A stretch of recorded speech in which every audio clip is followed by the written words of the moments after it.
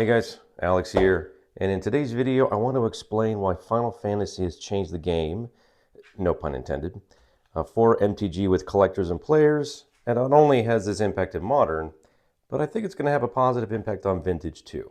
So, let's open up some mail. I have a bunch of Vintage here I need to get to, and let me explain why I think this is all going to be okay for us Vintage guys. So, what is going on today? What is our current situation? Since, well, Final Fantasy really started it, right? That brought a lot of the headlines to the recent price hikes and impacts to Magic. Ooh, double wrap, okay. But it really began, I think, back in 2024. This is when Lord of the Rings and everything else started coming out, and we saw collector booster boxes and new modern products coming out with pricing that was 2x, 3x what we were seeing before. So, really began in 24. All those new players and collectors started to see Magic prices start to skyrocket. So, give you a second here. I have a bunch of Alpha and I think some Arabian Nights that we need to get to in these packages. So I want to make sure I don't totally ignore the cards as I expound on my opinion into the void of YouTube. So now, as people started to see prices go up like that, a little ding, but that's okay. There's this FOMO thing that starts to kick in, right? And as you see prices going up, many people will start to think, well, if I don't get in now, I'll never get in. And they start to buy. And then the next round of people see that, start to believe they're not going to get in, and they start to buy. And this, coupled with limited demand, as collector booster boxes and product tend to be for Modern, drove prices higher. So now you get into this FOMO thing, where everybody is outbuying the next person around them and driving prices higher and higher and higher. And so we've started to see that in 24, going into 25, and then the Final Fantasy set started to get in the media. This is before it was released, okay? Get in the media and you can start to see the Reddits and the Twitters and everybody start talking about how popular the set's going to be, how much product people want to buy, and this starts to plant the seed, okay? Now, by the time you get to release, we're seeing prices, and I'll be honest, I was planning on picking up some collector boxes back when I thought they were going to be, and don't laugh, like $300-400 a box. I was like, well, I'll get a few. And then you start to see these pre-release prices driving things insane. By the way, Fireball is an amazing card. Can we just take a second here? There are very few cards that the artwork and the spell, Martinen, well done, exemplify the spirit of what this card should be, what this spell is. You look at this and think, yes, that is a ball of destruction that will eat your face. Right? I've always loved this card. It's actually not a bad copy. A bit age wear, but still pretty good. Yeah. Like, I want to get a bunch of these copies. Man, that's beautiful. Okay. Where was I? So, Final Fantasy starts to come out. Prices are going insane. And so begins the chapter of our lives that we are in today. Okay? Nobody, at least you have a bit of common sense, believes the prices are reasonable, right? They are clearly overdriven based on the FOMO of the last year or two and how much people believe sealed product is going to be worth, at least in the short term. And I gotta say, it feels very much Housing Bubble Hey, BU. Thanks for the card. Housing Bubble 2008, where people are just buying and buying and don't believe there's a market top, that it can only go up. And so this leads into my theory that at some point we are going to see a correction, okay? It is something of a negative right now that the pendulum has swung that far into the greed side of the finance world.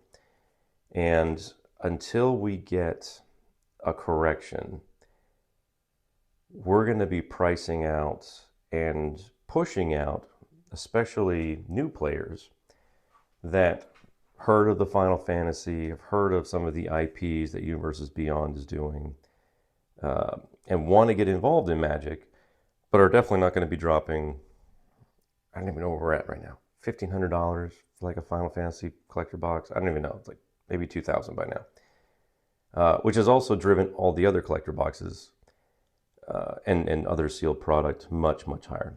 Again, quick note, I'm on a kick to collect as many of these Army of the Law cards as I can. I think my next goal is like 50 or so copies I need to get.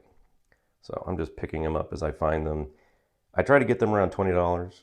The light ones tend to be more expensive. When I say light, I mean the mana symbol up here. There's a light and dark version, so this is the dark version.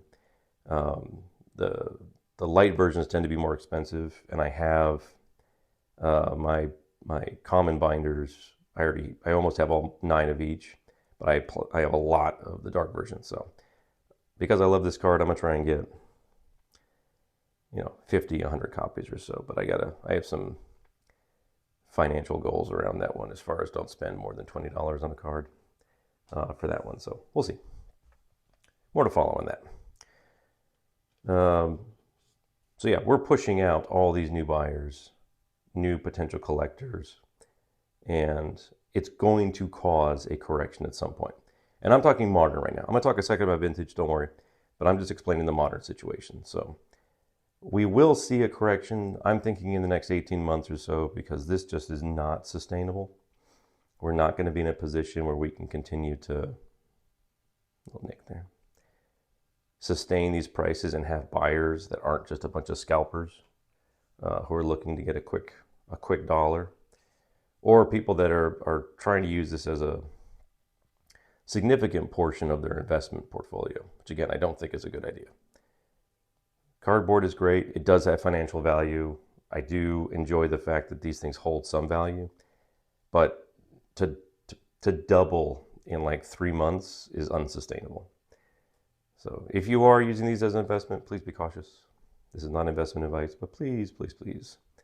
We are in from the greed to fear range. We're like so far on the greed side, it's nuts. So now, what does this mean for vintage? So, which one's this one? Ooh, I think this is a good one. This is something I've been looking forward to. Ooh, yes. Hang on one sec while I cut this thing open. This is a good one. Yes. Don't cut the cards, Alex. I always cut on the crease, but I'm always afraid someday I will wreck one of these guys. Isn't it? This is it. All right, we're in for a bit of a treat, or at least I am. Ooh, Ancestral MTG. Again, Joel Mick and his crew always do great things. So, speaking of vintage, if you need vintage, not sponsored at all, but these guys are awesome. Where is it?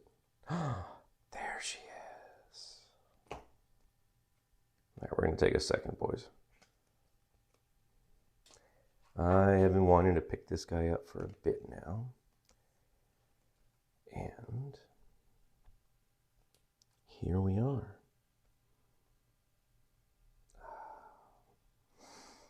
Demonic Tutor.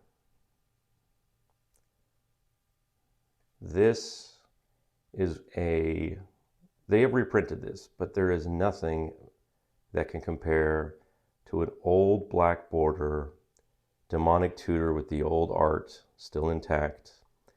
none of the editing that they did after. And this card is gorgeous. She's not the best of conditions, right? Still got a little edge wear, but I love this card. This is my first alpha one too. So this is like super cool for me. I mean, look at that. There's nothing more. You talk about black cards. This is the epitome. This guy in like Juzam Jin from Arabian Nights, these guys just look so cool. I'm gonna have so much fun looking at this guy later. Okay, so what does this mean for vintage? So now we need to take a look at how vintage has performed recently. So number of cards here. All right, hang on. Vintage has not seen the crazy one-way green arrow going up recently. Vintage has been pretty flat, which some complain about, but I do think it's a good sign that this market has not been taken over by the Pokemon armies and the FOMOs. One, price point is definitely something you got to keep in mind for these older cards. And two, it indicates stability, right? Which is the number one thing in finances that you want. You want stability. And because we're stable, I'm not overly concerned with a market correction. If it impacts the modern, I don't think it'll bleed into vintage, which is a good sign for people like me and those of you that are watching, because I think we all love a stable market where we can collect and manage financially the risk of owning these cards, right? Because again, even if this went to zero, I would still buy these cards. I love these cards. The nostalgia I have going back to my childhood is worth every penny of it. But I do appreciate that these have some financial value, right? Blue vintage always looks so cool. Yeah. So we're stable, and I've always said that even bad advertising is advertising. Okay, so even if people are upset with modern and upset with how the market is and upset with pricing, it's still drawing attention and new people into the hobby, which is one of the risk points for vintage, which is if people like me, and I'm not a big collector, I'm a small collector, but there are other very big collectors out there. If they start to exit and the demand goes away for vintage, the market will disappear, the value goes away, and it'll become harder and harder to find these cards, own these cards, and appreciate them. By bringing in new collectors, a percentage of modern collectors and players, a percentage of them will naturally drift into vintage, right? It's not a large percentage, but X amount of modern players and collectors, as they get into the hobby and stick with it, will start to look for the Babe Ruths of their day, the vintage stuff that started the hobby. They'll start to collect these. They'll start to appreciate them. And that addition to the pool of collectors is one of the things we're going to need. And there's always been talk that the hobby could disappear if the old generation just all dies out and leaves. And by having this new pool of collectors, it adds more stability to our market. Okay, I don't think there's going to be enough coming in to drive prices up significantly, right? Maybe it might drive prices up a little bit, and we can use some inflation in the vintage market. We've been flat for like 5+ years. So I don't think the risk is high that the modern stuff is going to bleed into vintage in a bad way. I only think there's upside. So when we talk about how the modern stuff impacts vintage, I only see opportunity, okay? And it's anecdotal, right? There's not, what else am I opening here? It's not anything I have good data on, but it would follow a trend that a portion of players turn into collectors. A portion of collectors turn into vintage collectors. like I said, I can't remember what this is, but they always send a piece of candy with it. I never eat it. I think it goes back to my mother always saying, don't eat candy from strangers, but I think it's a cute little thing they send. So, where was I? All right, this video's getting long. Let me wrap it up. If you are a vintage collector and you are watching the markets now with modern, don't get scared. I only think this is upside for us. I only think it's helpful. And yes, there will be new people that come in the hobby. I think that's okay. I think the influx that we would see can be absorbed by the vintage market. And even if we start seeing some appreciation to the value of these cards, I think that's an okay thing. The alternative is the hobby disappears. The vintage hobby disappears. And that's not something any of us want. So let's look at the bright side. Let's look at the positives. Not only is this a really nice condition hill giant. That's really nice. I think that's why I grabbed it. You know, not only is our hobby pretty stable right now, but I think there's plenty of upside for the vintage market.